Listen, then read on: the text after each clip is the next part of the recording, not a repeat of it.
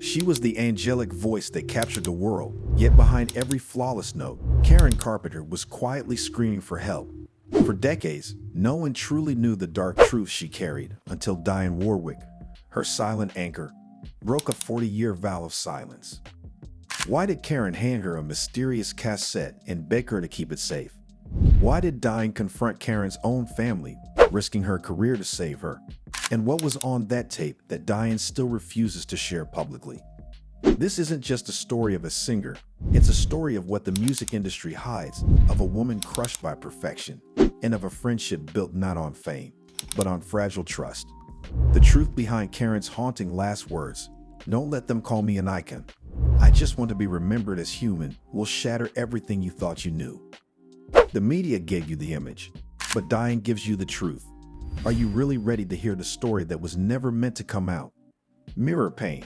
She looked into the mirror, but what she saw wasn't what others saw. No fame, no beauty, no success. Only emptiness.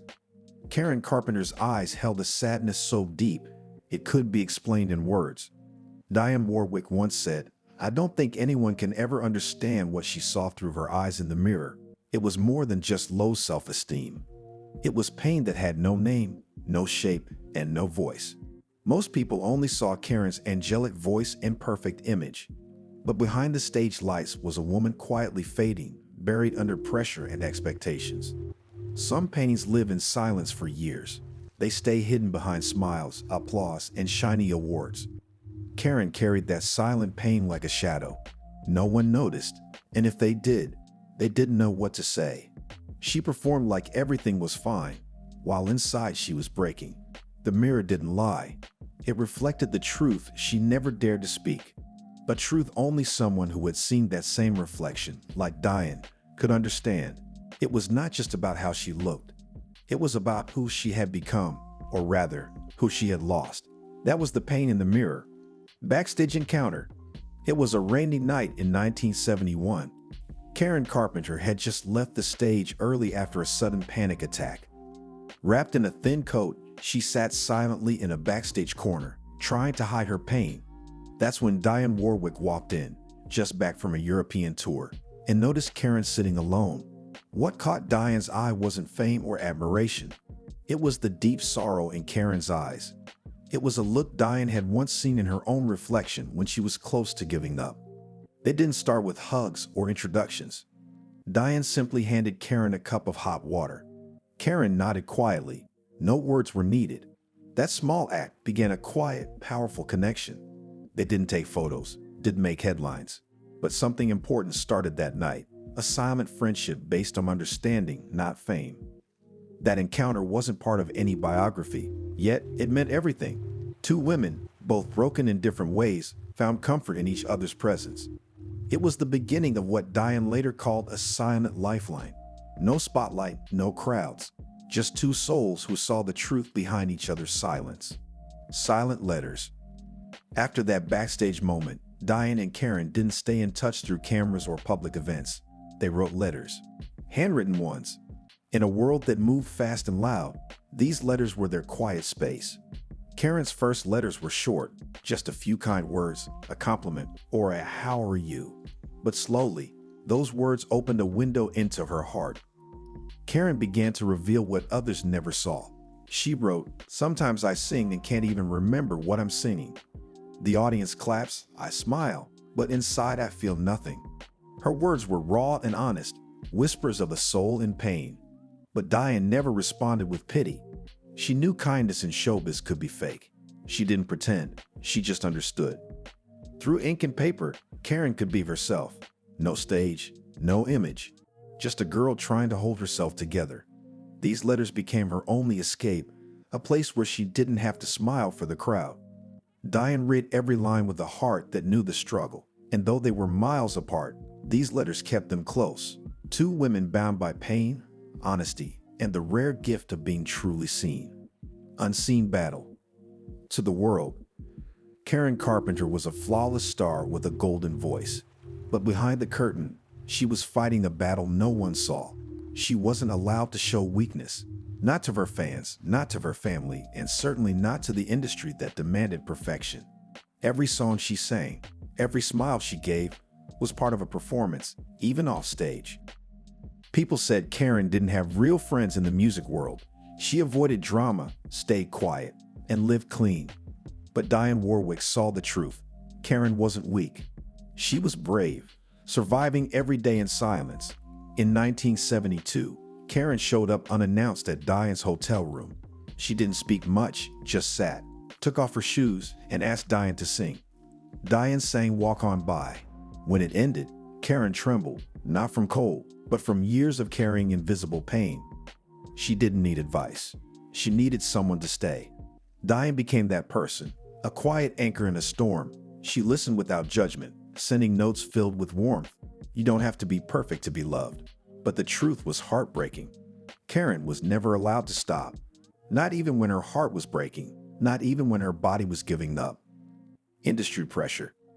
Karen Carpenter wasn't just a singer. She was a product shaped by an industry obsessed with perfection. Every note she sang, every dress she wore, every calorie she consumed was watched, managed, and judged. Her brother Richard, also her musical partner, demanded nothing less than flawless performance. He controlled the arrangements, the image, and even Karen's breathing on stage. Even my breathing had to be on beat, Karen once wrote in a letter Dionne kept. She didn't perform for joy anymore. She performed to survive. Behind every graceful appearance was a girl exhausted, starving, and silently begging for relief. Her diet became dangerously strict. Just water and slices of fruit. Still, she had to sing, smile, and act as if everything was perfect. During a tour in Japan, Karen collapsed after performing Superstar. But the next night, she was back on stage because the contract said no delays. Even doctors failed her. They praised her slim figure, never realizing it was a sign of deadly anorexia. No one believed she needed saving. The industry loved her image but ignored her suffering. To them, Karen wasn't a human being. She was a voice, a brand, a product to be sold. And in chasing perfection, they broke her. Family chains. Karen's biggest pain didn't always come from strangers. It came from the people closest to her. Her own family, especially her mother, played a silent role in her suffering. Agnes Carpenter wasn't cruel with words or punishments. She was cold, distant, and obsessed with the family's image. Even as a grown woman and famous artist, Karen was still just a little girl seeking her mother's approval and never getting it. Late at night, Karen would call Dionne. She didn't start by crying or complaining. She spoke about small things, fan letters, photo shoots, a new song. But slowly, her voice would drop. "I don't know if anyone's really listening to me sing anymore," she whispered once.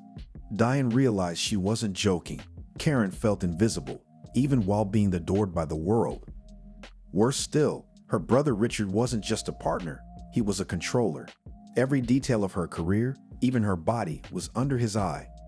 Karen wrote in an unsent letter, "I don't feel like I'm living inside myself anymore." She was trapped in a life that looked perfect on the outside, but inside, she was losing her identity. Her family kept her close, but never really saw her. They loved the star, not the girl.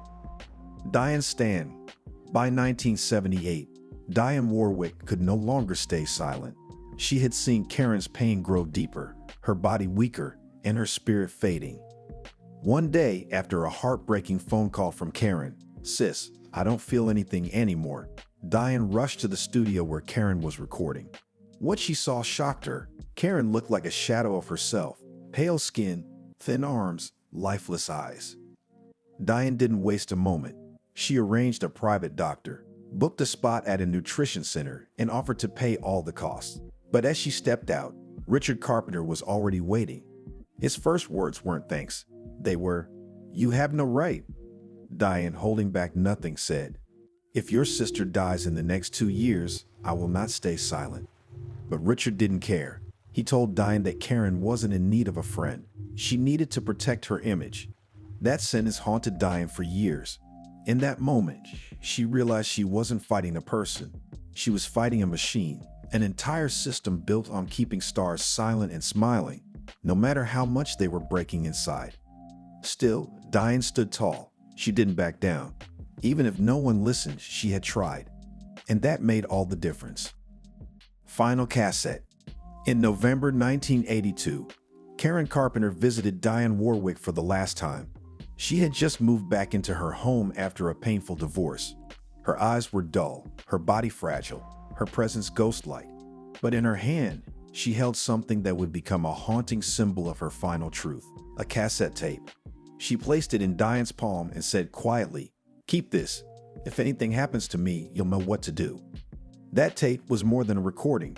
It was Karen's unfiltered voice, her confessions, her diary spoken aloud. She talked about collapsing backstage and being forced to keep performing. About how her personal doctor was fired for simply recommending rest. About how she was told when to eat, when to fast, all to protect her image. Dionne never shared the tape publicly. Not because she was scared, but because the world wasn't ready to hear the truth. Karen's death wasn't just a tragedy, it was the result of silence, pressure, and control. The tape was her final cry for help, her last attempt to be heard as a human being. And Dionne, holding that cassette like a sacred promise, vowed to protect her truth until the world was ready to listen. Unheard goodbye. When Karen Carpenter passed away in 1983, the world mourned a beloved singer, but Dionne Warwick mourned a friend. She didn't sit in the front rows or give interviews at the funeral. She quietly took a seat at the very back, away from cameras, away from the public eye. Not because she wanted to hide, but because she knew the world was only saying goodbye to the icon. Dionne was saying goodbye to the girl. Karen had once told Dionne, "If I'm ever gone, don't let them call me an icon. I just want to be remembered as human." And Dionne honored that. She didn't write books, didn't chase sympathy, and didn't turn Karen's pain into headlines. She kept her memory alive in quiet moments in the studio. She left an empty chair beside her, not for drama, but for remembrance. To Dionne, Karen never really left. She still hears her in younger voices, in soft melodies, and in silent pauses between songs. Her goodbye wasn't said with words. It was spoken through quiet loyalty and a promise kept. You haven't been forgotten. You are always loved, not for your perfection, but for your heart. Living memory. Years after Karen Carpenter's death, Dionne Warwick continues to carry her memory, not in public speeches, but in the quiet rhythms of her everyday life. In her recording studio, there's always an empty chair beside her. It's not a stage prop. It's for Karen, a simple reminder of a friend who never had the chance to grow old. In a drawer near Dionne's piano, she keeps a few of Karen's things: a folded letter, a blue hair clip, and the same cassette tape Karen gave her. Each item holds a story, a moment, a heartbeat. Dionne never released the song she wrote for Karen, "The Sound You Left Behind." It was only played once at a private memorial with a few close friends. No spotlight, no press, just love. Every year, on the anniversary of Karen's passing, Dionne listens to "We've Only Just Begun," alone. It's her way of saying, "I'm still here. I never left." Karen's voice may have faded from the world's stage, but in Dionne's heart, it still sings. Not just a memory of tragedy, but of deep love, quiet strength, and the kind of friendship that doesn't end, not even with goodbye. Karen Carpenter's life wasn't just lost to illness. It was stolen by silence, pressure, and impossible expectations. Dionne Warwick's promise kept her memory alive, not through fame, but through quiet, loyal love. If this story touched something deep inside you, share it, comment below, and subscribe for more human truths behind public lives. Next up, why Usha Vance embarrassed J.D. Vance in front of everyone. A shocking twist inside political power, marriage, and media chaos. Don't miss it.